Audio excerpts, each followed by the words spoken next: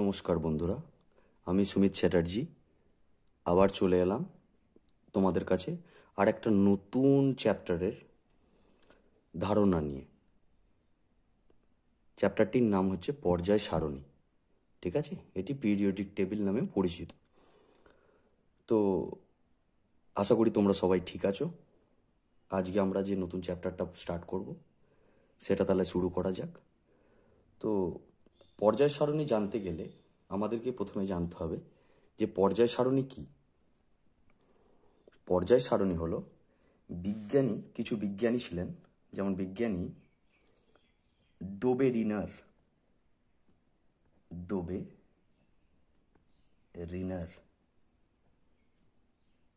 বিজ্ঞানী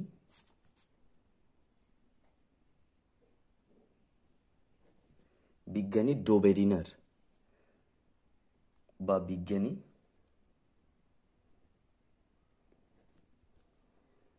মেন্ডেলিফ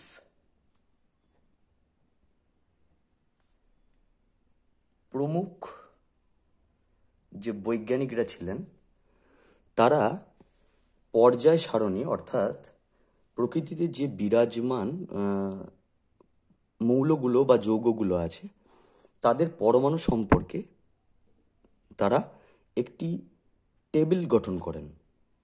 ঠিক আছে, বিজ্ঞানী মেন্ডেলিফ প্রথম এই টেবিলটি গঠন করেন। সেই টেবিলটি কীরকম না, এই টেবিলটির মেন্ডেলিফের দ্বারা প্রবর্তিত যে টেবিলটি সেটি টোটাল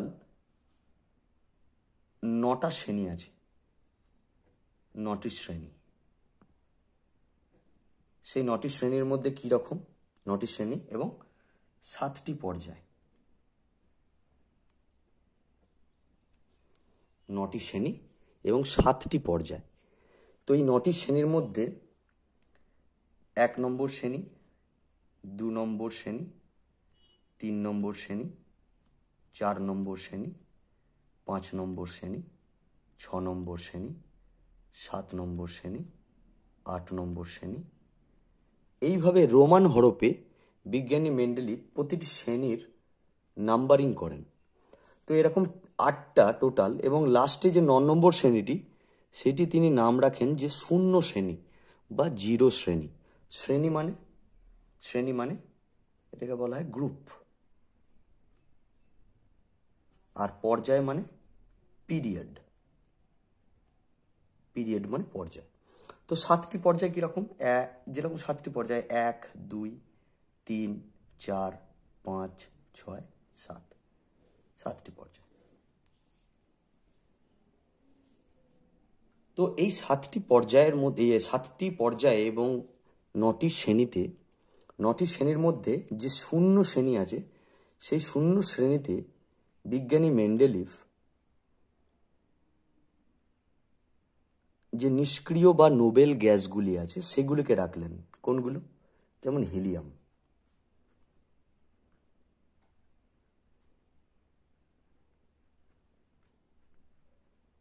পর্যায় সারণীর পুরো চার্টটা আমি তোমাদেরকে প্রোভাইড করে দেবো, তোমরা পরবর্তীতে এটা পড়বে। কিন্তু পর্যায় সারণী কি আগে সেই কনসেপ্টটা সম্পর্কে তোমরা জানো, ধারণাটা সম্পর্কে জানো, তারপর সমস্ত কিছু আমরা ধীরে ধীরে পড়ব। আগের দিন আমরা পড়েছিলাম পরমাণুর গঠন সম্পর্কে, পরমাণু কিভাবে কাজ করে। তো এই যে হিলিয়াম বলে লিখলাম, অর্থাৎ হিলিয়াম কি, হিলিয়াম যে গ্যাসটা প্রকৃতিতে বিরাজমান আছে, অর্থাৎ হিলিয়াম তো মৌল, হিলিয়াম যে গ্যাসটার কথা বলছি সেটা হচ্ছে হিলিয়াম মৌল, অর্থাৎ হিলিয়াম এবং হিলিয়াম পরমাণু দ্বারাই ওই মৌলটি তৈরি হয়েছে, ওই অণুটি তৈরি হয়েছে, এবং ওই অণু দ্বারাই যে মানে কম্পাউন্ডটা পাচ্ছি সেটা মৌল বলে পরিচিতি পাচ্ছে। তো এই হিলিয়াম গ্যাসের আমি যদি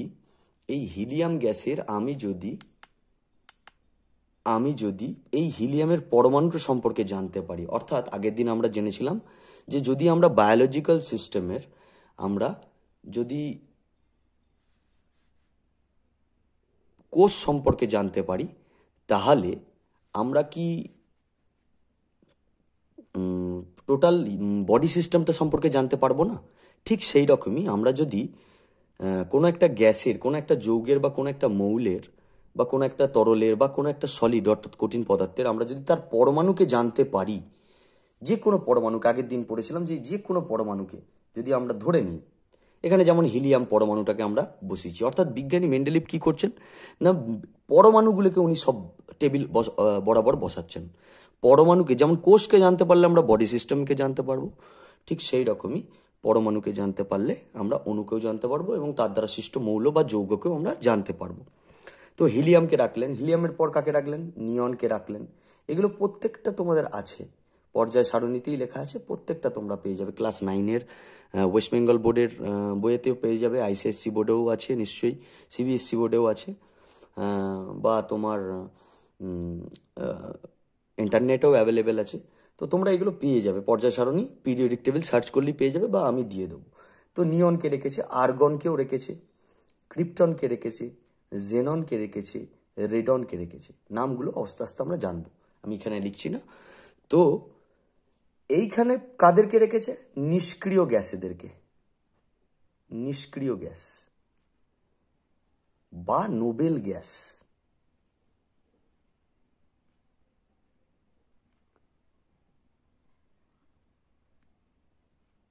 নোবেল গ্যাস তাদেরকে রেখেছে।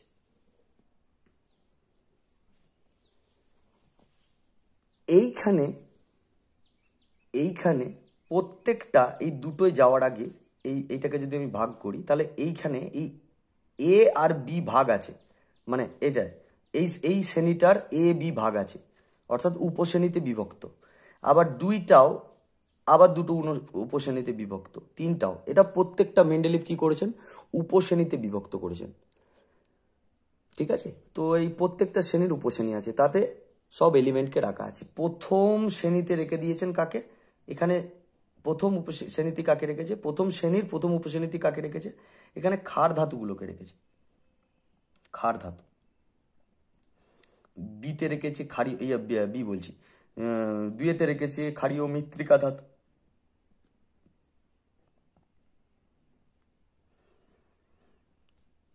আমরা মেন যেটা শিখব সেটা হচ্ছে আধুনিক পর্যায় সারণী, কিন্তু মেন্ডেলিভের পর্যায় সারণী প্রথম পর্যায় সারণী, যেটি বিজ্ঞানসম্মতভাবে স্বীকৃতি পেয়েছিল, তাই এটাকে আমরা প্রথমে জেনে নেব অল্প করে। তো তারপর আমরা মেন অর্থাৎ মডার্ন পিরিয়ডিক টেবিল, যেটি আধুনিক পর্যায় সারণী বা দীর্ঘ পর্যায় সারণী নামেও পরিচিত, সেটা আমরা শিখব। এইখানে ক্ষার ধাতু এদেরকে রেখে দিয়েছেন, এখানে ক্ষারীয় মৃত্তিকা ধাতু, এরকম প্রত্যেকটা জায়গায় বিভিন্ন এলিমেন্টকে অর্থাৎ বিভিন্ন পরমাণুকে উনি রেখেছেন। ক্ষার ধাতু এরকমই বিভিন্ন আছে, সেগুলো আমরা আস্তে আস্তে শিখব। তো এই পর্যায় সারণী প্রথমে বিজ্ঞানী ডোবেরিনার কি করেছিলেন না, বিজ্ঞানী ডোবেরিনার পারমাণবিক গুরুত্ব বা ভর, যেটাকে বলা যায় অ্যাটমিক মাস, এর ওপর নির্ভর করে বিজ্ঞানী ডোবেরিনার ত্রয়ী সূত্রকে আবিষ্কার করেছিলেন।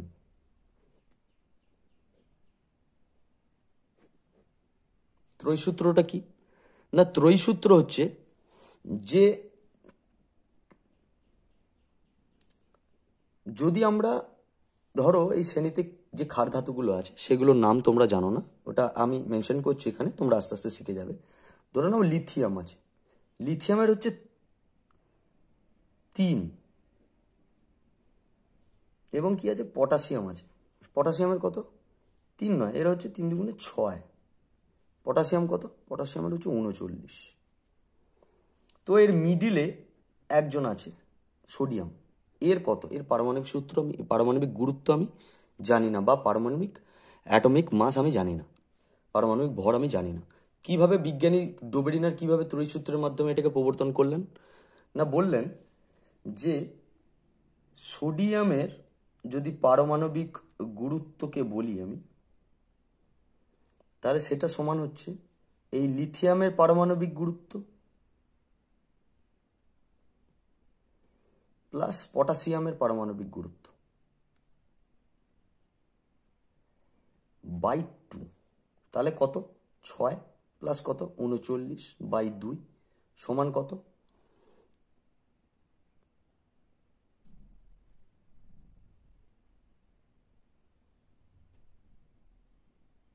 না, লিথিয়ামের হচ্ছে 7, লিথিয়ামের হচ্ছে 7, ঠিক আছে। কেন 7 সেটা আমি শিখিয়ে দেবো, এটা কিভাবে 7টা এলো, কিভাবে 39 এলো। তোমরা এইখানটায় কনসেপ্টটাকে একটু বোঝো। 7 আর 39 কত না 46/2 সমান কত 23। 23ই হচ্ছে এই সোডিয়ামের পারমাণবিক গুরুত্ব, অর্থাৎ অ্যাটমিক মাস। কিন্তু এই পারমাণবিক গুরুত্বের উপর নির্ভর করে ত্রয়ী সূত্র আবিষ্কার হলেও পারমাণবিক টেবিল যে পিরিয়ডিক টেবিল যেটা পর্যায় সারণী, সেটাও আবিষ্কার হয়েছিল এই পারমাণবিক গুরুত্বের উপরে নির্ভর করে, যেটা আবিষ্কার করেছিলেন কে? বিজ্ঞানী মেন্ডেলিভ। উনি আবিষ্কার করেছিলেন কার উপর নির্ভর করে? পারমাণবিক গুরুত্বের উপর বা পারমাণবিক ভর বা অ্যাটমিক মাসের উপর নির্ভর করে। কিন্তু পরবর্তীতে যখন আরও পরমাণু আবিষ্কার হতে থাকে, এখানে অনেক জায়গা ফাঁকা ছিল।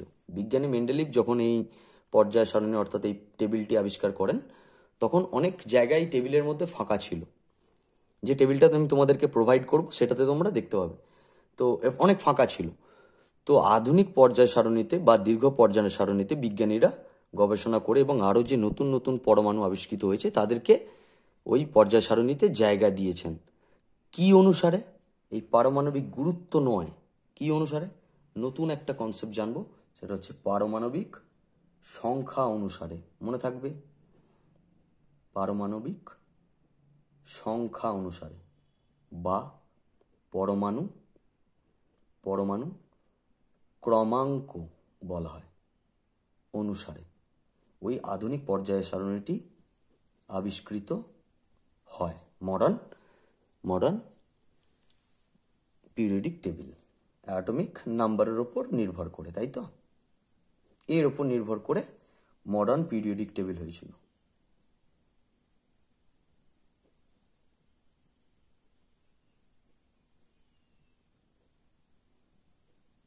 ওকে,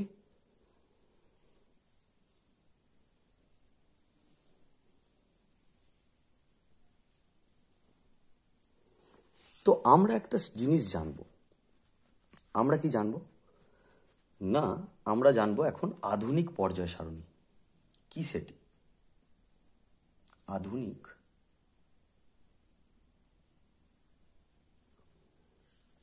বা দীর্ঘ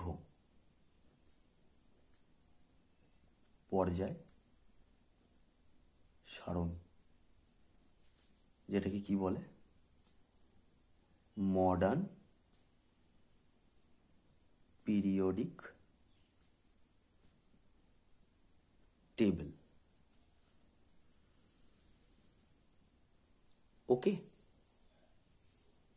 তো এই আধুনিক পর্যায় সারণী বা মডার্ন পিরিয়ডিক টেবিলে কি বলেছেন বিজ্ঞানীরা? ব্যাখ্যা করলেন যে এই যে এখানে মেন্ডেলিভ যেটা বলেছিলেন যে নটি এই টেবিলটাতে, অর্থাৎ এই শ্রেণীতে যে টেবিলটি, যে চার্টটি তৈরি করা হচ্ছে, সেই টেবিলটিতে 9টি শ্রেণী থাকবে। কিন্তু এখানে আধুনিক বৈজ্ঞানিকরা কি বললেন যে দীর্ঘ পর্যায় সারণীতে বললেন এখানে 18টি শ্রেণী থাকবে। কটি শ্রেণী? 18টি। তাহলে আমি শ্রেণীটিকে রিপ্রেজেন্ট করে দিই। এই দিকটা শ্রেণী, তাহলে গ্রুপ জি আর ডট ডট করলাম, দিয়ে সিম্বলাইজ করলাম। এদিকটা কি? পিরিয়ড, পর্যায়, তাই তো? তো এই যে শ্রেণীটি, এখানে কটি শ্রেণী থাকবে? একটি। টোটাল কটি শ্রেণী থাকবে? 18টি শ্রেণী থাকবে। দীর্ঘ পর্যায় সারণীতে শ্রেণী সংখ্যা 18টি এবং পর্যায় সংখ্যা 7টি। 1টি, 2টি, 3টি, 4টি, 5টি, 6টি, 7টি। মেন্ডেলিভের পর্যায় সারণীতে যেমন পর্যায় সংখ্যা 7টি ছিল, আধুনিক পর্যায় সারণীতেও পর্যায় সংখ্যা থাকবে 7টি।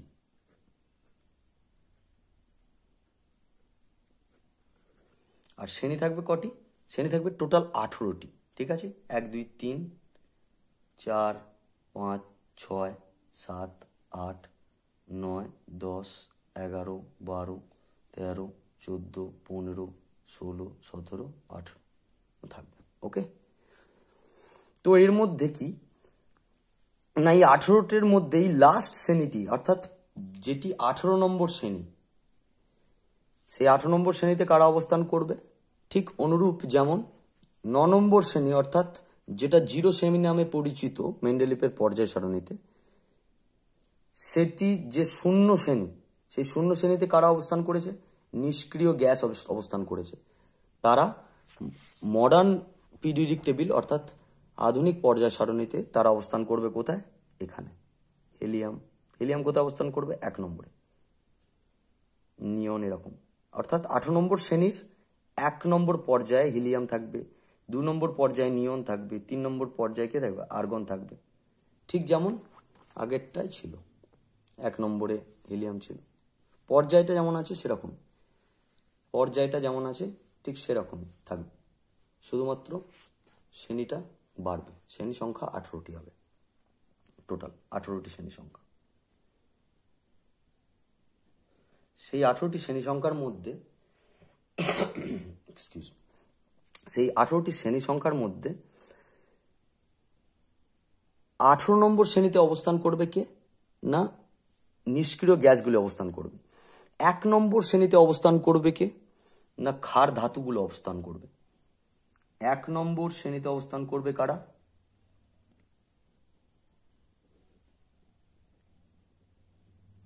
ক্ষার ধাতু, মেটাল এলিমেন্টস।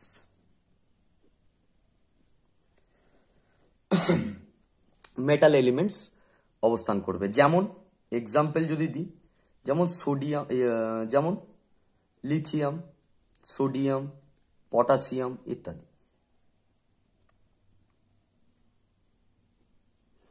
এখানে যেমন 1 নম্বরে থাকবে কি? হাইড্রোজেন। 1 নম্বরে 1 নম্বর পর্যায়ে তাহলে কে কে অবস্থান করছে? হাইড্রোজেন আর হিলিয়াম, মনে থাকবে। কিন্তু 1 নম্বর শ্রেণী থেকে অবস্থান করছে হাইড্রোজেন, তাহলে হাইড্রোজেন কি? ক্ষার ধাতু, মনে থাকবে। হাইড্রোজেন নিয়ে কিছু কন্ট্রোভার্সিও আছে, সেটাও আমরা পড়বো যে ওর কি ব্যতিক্রম। হাইড্রোজেনকে 1 নম্বর শ্রেণীতেও রাখা যায়, আবার 17 নম্বর শ্রেণীতেও রাখা যায়। কেন রাখা যায় সেটা পরে পড়বো আমরা, তার আগে আমরা দেখে নিই। তাহলে হাইড্রোজেন ক্ষার ধাতু অবস্থান করবে। 2 নম্বর পর্যায়ে কে থাকবে? লিথিয়াম। 3 নম্বরে কে থাকবে? তার মানে 1 নম্বর শ্রেণীটা কিভাবে আমরা মুখস্থ করবো, কিভাবে? কারণ আমাদের এটা মুখস্থের প্রয়োজন, আমরা এই শ্রেণীটা বরাবর মনে রাখবো প্রত্যেকটা। কে কে আছে? Hydrogen, lithium, sodium, potassium, rubidium, caesium, francium. এই নিচের দিকের গুলো মনে রাখার দরকার নেই, কারণ এগুলো কি হয়ে যায়? ফ্রান্সিয়াম কি হয়ে যায়? এটা তেজস্ক্রিয় ধাতু হয়ে যায়। রেডিও অ্যাক্টিভিটি যখন আমরা পড়বো, অর্থাৎ তেজস্ক্রিয়তা যখন পড়বো, তখন আমরা এই কনসেপ্ট সম্পর্কে জানবো। কিন্তু আমাদেরকে মোটামুটি এতটা পর্যন্ত মুখস্থ রাখতেই হবে। এবার পটাশিয়ামের কি, এটা জানবো। পটাশিয়াম এগুলো কি, এরা কিভাবে আছে, কি অনুসারে আছে, এগুলো জানবো। কিভাবে আছে সেটা জানার আগে আগে এটা জানবো যে তাহলে 2 নম্বর শ্রেণীকে কি বলা হয়। 2 নম্বর শ্রেণীকে, এগুলো আমার একটু মনে রাখার প্রয়োজন আছে, একটু মুখস্থেরও প্রয়োজন আছে। যদি তোমরা ভাবো যে মুখস্থের দরকার আছে, মুখস্থ করবে, বা যদি তোমাদের মনে হয় একটু রিভাইজ করে নিলেই মনে থাকবে, বা প্র্যাকটিস করে নিলে মনে থাকবে, তাহলে তাই তোমরা চেষ্টা করবে। তো 2 নম্বর শ্রেণীকে কি বলা হয়? ক্ষারীয় মৃত্তিকা ধাতু।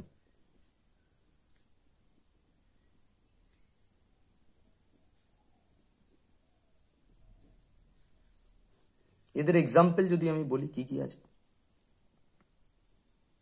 এদের এক্সাম্পল যেমন বেরিলিয়াম, ম্যাগনেসিয়াম, ক্যালসিয়াম। তাহলে এখানে কারা অবস্থান করবে?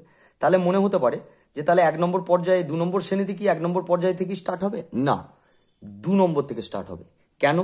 কারণ হাইড্রোজেনের পারমাণবিক সংখ্যা 1, হিলিয়ামের পারমাণবিক সংখ্যা 2। এটা আমাদের মুখস্থের প্রয়োজন আছে, আমরা আস্তে আস্তে শিখব। 2 যখন পর্যায় সারণী তোমাদের প্রোভাইড করব, তখন তোমাদের সুবিধা হবে। 1, 2, লিথিয়ামের হচ্ছে 3, বেরিলিয়াম 4 নম্বর, বেরিলিয়ামের পারমাণবিক সংখ্যা হচ্ছে 4। তারপর কে থাকে? বেরিলিয়ামের নিচে কে আছে? ম্যাগনেসিয়াম। তার নিচে কে আছে? ক্যালসিয়াম। আমাদের এতটা একটু মনে রাখি, তারপর আমরা এতটা প্রয়োজন হবে না, এখন আমরা আস্তে আস্তে শিখব। এরপর জানবো 3 থেকে 12 নম্বর শ্রেণী। এই 3 থেকে এই 12 নম্বর শ্রেণী, সেটা কোথা থেকে স্টার্ট হবে? এর পর থেকে, অর্থাৎ চতুর্থ পর্যায় থেকে।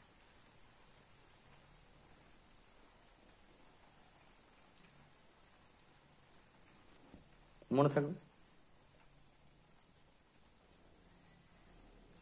কোথা থেকে? এখান থেকে। যেমন 3 থেকে স্টার্ট হয় স্ক্যান্ডিয়াম, স্ক্যান্ডিয়ামের 21, কোথা থেকে আসছে এগুলো শিখবো আমরা আস্তে আস্তে। তো এই স্ক্যান্ডিয়াম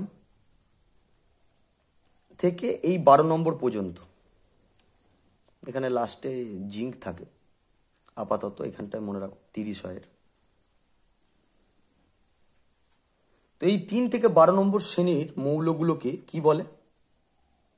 সন্ধিগত মৌল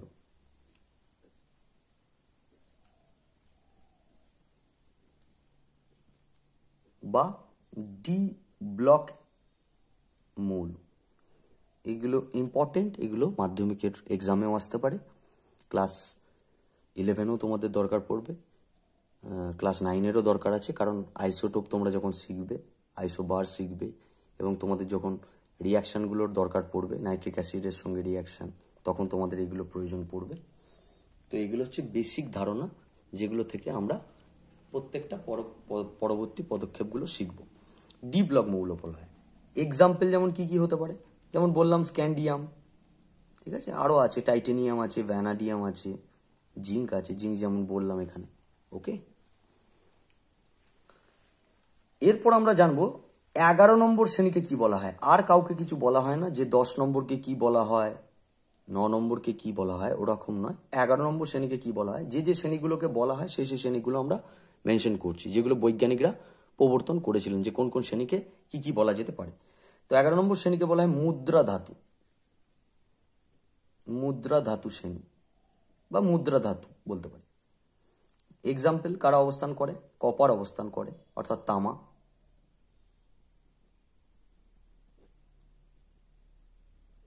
আর্জেন্টাম অর্থাৎ সিলভার অবস্থান করে, রূপা। এটার ইংরাজি ভাষা হচ্ছে, ল্যাতিন নাম হচ্ছে আর্জেন্টাম বলা হয়, AG বলে ওই জন্য চিহ্নিত করা হয় রূপকে।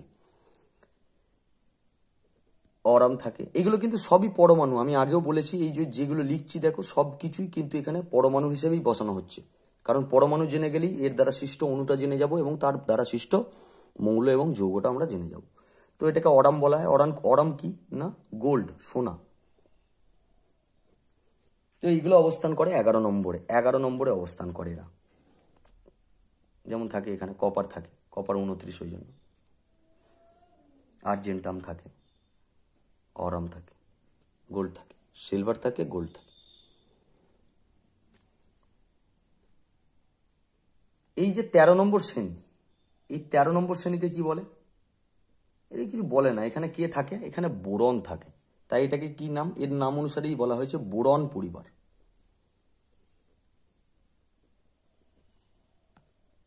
14 নম্বর শ্রেণীতে কি অবস্থান করে? প্রথম এলিমেন্ট কার্বন থাকে এখানে, বোরনের 5 হয়, কার্বনের 6 হয়। সরি, এখানে লেখাটা ভুল হবে, এর সোজা বোরনের 5 হয়, কার্বনের 6 হয়। এখানে এর অবস্থান করে না, কারণ 1 নম্বর পর্যায়ে হাইড্রোজেন এবং হিলিয়ামই থাকে। তো 14 নম্বর শ্রেণীতে কি অবস্থান করে? কার্বন, তাই এটাকে বলা হয় কার্বন পরিবার।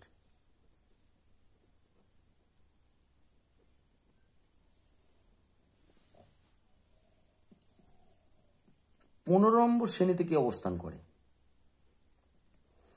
15 নম্বর শ্রেণীতে অবস্থান করে নাইট্রোজেন, তার পারমাণবিক সংখ্যা হচ্ছে 7। এগুলো পর্যায় সারণী তোমাদের বইয়েতেও আছে, এবং তোমরা যদি, তোমাদেরকে যখন আমি এটা দিয়ে দেবো পর্যায় সারণী, তখন দেখবে তোমাদের বুঝতে আর একটু সুবিধা হবে। নাইট্রোজেনের কত? নাইট্রোজেনের 7, ঠিক আছে, নাইট্রোজেনের কত? 7। পর্যায় সারণীতে এগুলো উল্লেখ আছে। এগুলো সবই পারমাণবিক সংখ্যা, নিচে যেগুলো লিখছি ব্যাকেট করে করে প্রত্যেকের। তো এই নাইট্রোজেন পরিবারকে নাইট্রোজেন পরিবার বলে না, এটাকে কি বলে? নাইট্রোজেন পরিবার বলা হয় না, এটাকে কি পরিবার বলা হয়? এটাকে বলা হয় নিক্টোজেন পরিবার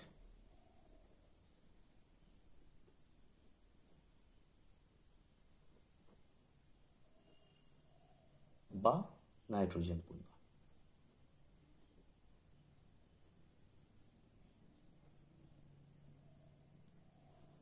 16 নম্বর শ্রেণীতে কি বলে? বোরন পরিবারে যেমন বোরন, কার্বন পরিবারে কার্বন। বোরনের যেমন কি থাকে? বোরন থাকে, অ্যালুমিনিয়াম থাকে, কার্বন থাকে, সিলিকন থাকে 14 নম্বরে। 15 নম্বর শ্রেণীতে যেমন নাইট্রোজেন, ফসফরাস, আর্সেনিক এরা থাকে সব। 16 নম্বর শ্রেণীতে কি যারা অবস্থান করে তাদের কি কি বলে? চ্যালকোজেন পরিবার বা চ্যালকোজেন মৌল। 16 নম্বর শ্রেণীকে কি বলা হয়? চ্যালকোজেন পরিবার বা চ্যালকোজেন শ্রেণী। কিন্তু এদের ধাতুগুলোকে কি বলে? চ্যালকোজেন মৌল। ধাতু তো বলবো না, এগুলো ধাতু নয়, চ্যালকোজেন মৌল। চ্যালকোজেন মৌল কোনগুলো? অক্সিজেন, সালফার, সেলেনিয়াম, টেলুরিয়াম যারা অবস্থান করবে এইখানে। অক্সিজেন এইখানে 16 নম্বরে। তাহলে এর কত? 8 পারমাণবিক সংখ্যা। 17 নম্বর শ্রেণীকে কি বলা হয়? হ্যালোজেন পরিবার। হ্যালোজেন পরিবার বা মৌল যা বলতে পারো, ওই পরিবারের অন্তর্গত তাই। থাকে ফ্লুরিন, ক্লোরিন, ব্রোমিন, আয়োডিন এর অবস্থান করে। ফ্লুরিনের কত? 9। তাহলে এখানে নিয়নের কত হবে? নিশ্চয়ই 10 হওয়ার কথা, তাই তো? তোমাদের পর্যায় সারণী দিলে হয়তো হাতে লেখাটা এখানে একটু বুঝতে তোমাদের অসুবিধা হচ্ছে। আমি এখানে বোঝাচ্ছি তো তাই একটু অসুবিধা হচ্ছে, আমার হাতের হ্যান্ড রাইটিংটা একটু উইক আছে। তো যদি তোমাদের যখন পর্যায় সারণী দেবো তোমাদের এটা সুবিধা হবে বুঝতে। তোমরা এটা মানে মাথায় রেখো, এটা ইম্পর্টেন্ট।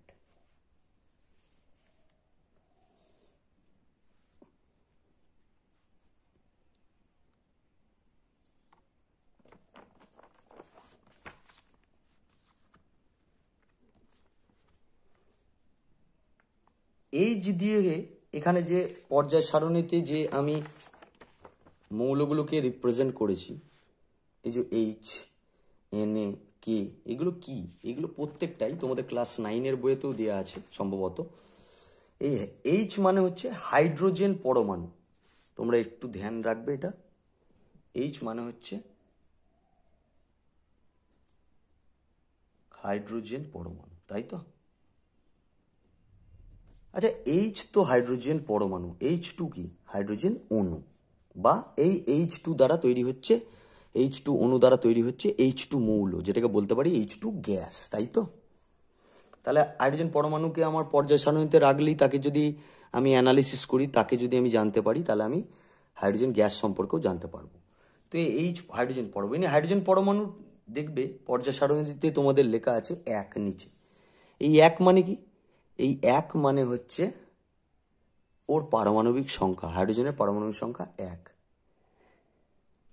কার কি সিম্বল, কার কি চিহ্ন আছে এবং কার কত পারমাণবিক সংখ্যা, এটা মুখস্থ করাটা পর্যায় সারণী থেকে বা মনে রাখাটা পর্যায় সারণী থেকে সব থেকে ইম্পর্টেন্ট। তোমরা যদি পর্যায় সারণীর এইটাকে আয়ত্ত করে নাও তাহলে তোমরা অবশ্যই পারবে। আমরা কি বরাবর মুখস্থ করব বা মনে রাখবো? আমরা শ্রেণী বরাবর মনে রাখবো। শ্রেণী বরাবর আমরা মুখস্থ করব বা মনে রাখবো, ঠিক আছে? 20 নম্বর পর্যন্ত তোমরা চেষ্টা করো, 1 থেকে 20। যদি তোমাদের কাছে বই অ্যাভেলেবেল থাকে তো তোমরা দেখো, সেটা চেষ্টা করো এবং আমি তোমাদেরকে সেটা প্রোভাইড করে দেবো।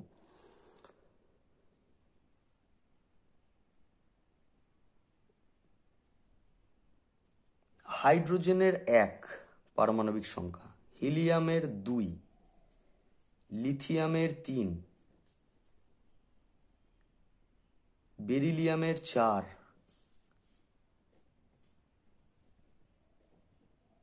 হাইড্রোজেন